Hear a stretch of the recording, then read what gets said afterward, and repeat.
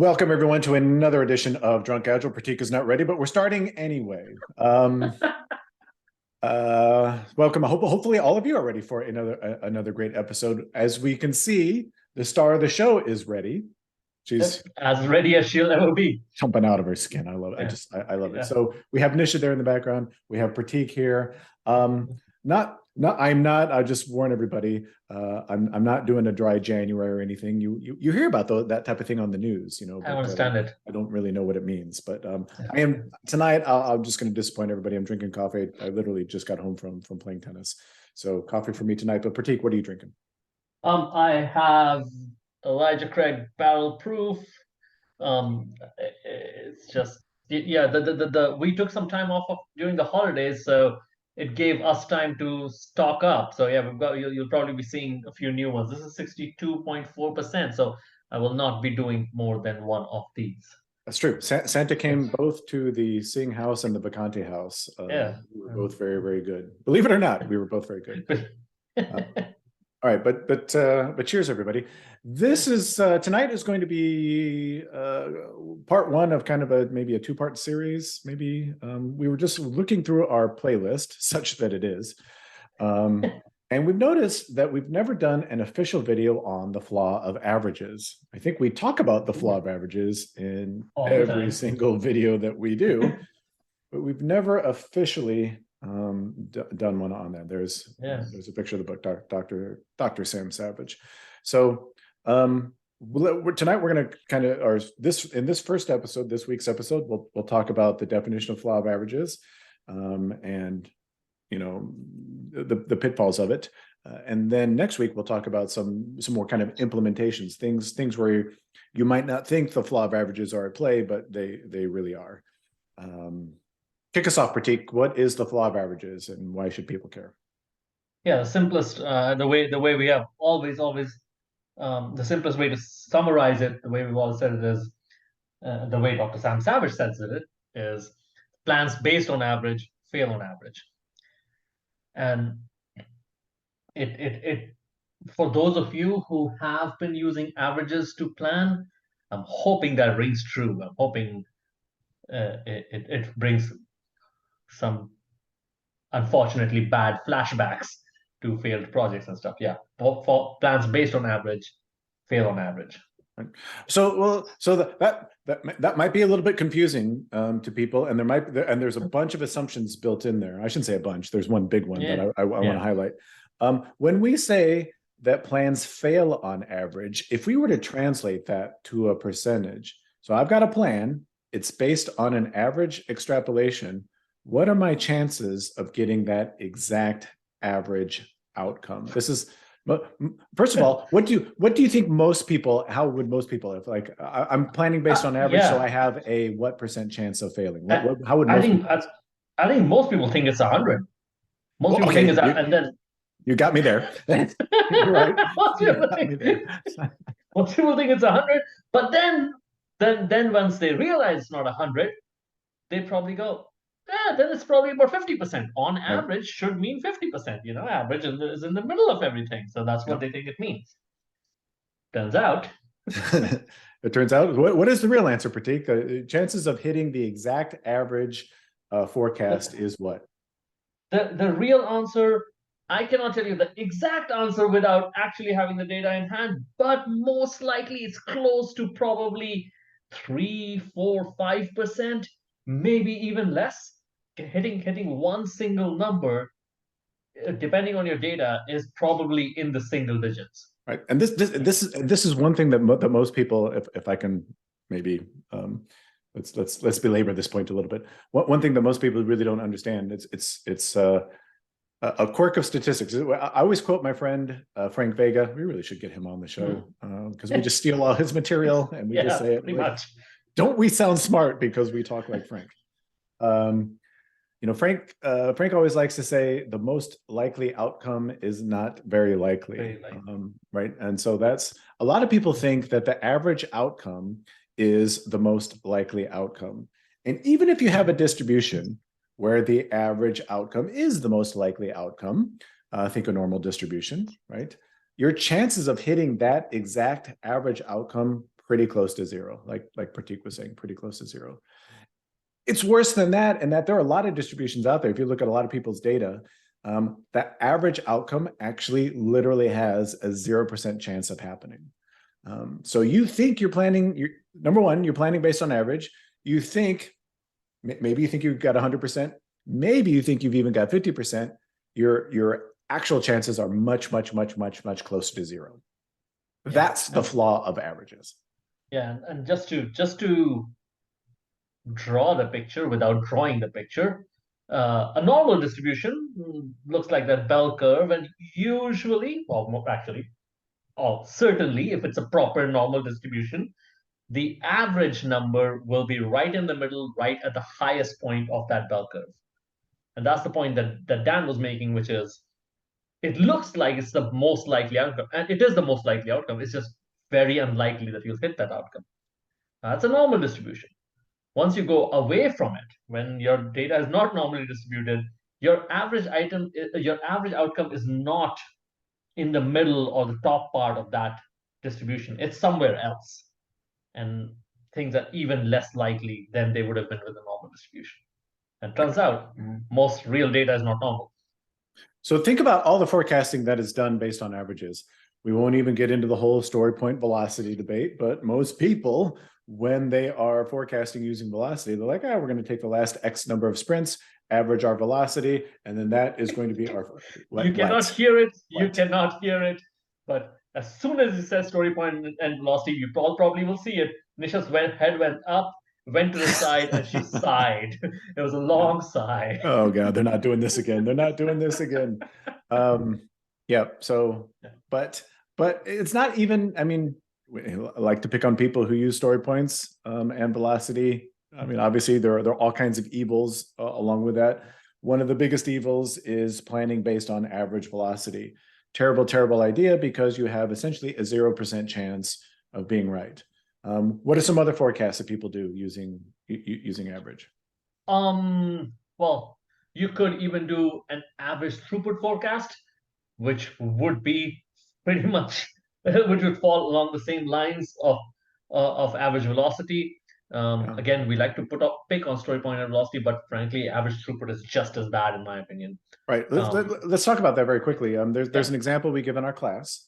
You know, we talk about, let's say you've got a project, you're working on a project, and let's say you happen to know there are 120 stories left to do in the project. You just know this. I know you probably don't normally know that, but let's just say you do know it. And let's say that your average velocity for the past X number of weeks, or average throughput for the past X number of weeks has been 12 stories per week. How many weeks will it take you to get that project done? You know, and most people will shout out, oh, well, 10 weeks. You just take 120 divided by 12, you got 10 weeks. Your chances of hitting exactly 10 weeks for that project completion, essentially zero. Okay, so that's average throughput. Are there other? Well, there's if we keep going down the list of flow metrics, there's average cycle time. That's another thing of on average, getting from point A to B takes 10 days. Does that mean that the next item will take 10 days? That probably is not true. A cycle time scatter plot is a great way for you to actually visualize the flaw of averages. You'll see your average cycle time probably has 0 items that fall on it. Yep. Let's talk about some other stuff that maybe has almost nothing to do with forecasting. We like to talk about an example that Dr. Sam Savage throws out in his book. For example, planning a meeting, right? You've got a meeting where you've got, what does he say? Is it 9 people? 9 people. Where so say 9 people. Yeah, so you've got a meeting. You've got 9 people, and let's say that there's essentially a 50% chance that everybody will be on time. So you're either it's binary, right? Either somebody will be on time or they won't be on time. So you got a 50% chance that each individual person shows up on time. What are the chances that the meeting starts on time? And again, most people will answer. How will most people answer that, Prateek? It's a 50%. Yep. There's a 50% that everybody shows up on, for each individual person, there's a 50% chance that everybody shows up on time. But the true answer is, well, I can't do the math in my head. The true answer is actually what, Prateek? 0.5 to the power of 9. Yeah. Whatever that is. Yeah. So again, Pretty close to zero. Pretty close to zero. Yeah, we can just say zero. We can essentially say zero. Yeah. One of my favorite examples, and I'm not wearing my Zeppelin shirt today, but is if you take what is the average length of a Led Zeppelin song? And as far as I remember, and I might be wrong about this, it's 5 minutes and 6 seconds. Turns out there is, so if you take the total length of the entire catalog and divide it by the number of Led Zeppelin songs, it comes out to 5 minutes and 6 seconds. Turns out Led Zeppelin does not have a single song that's 5 minutes and 6 seconds long.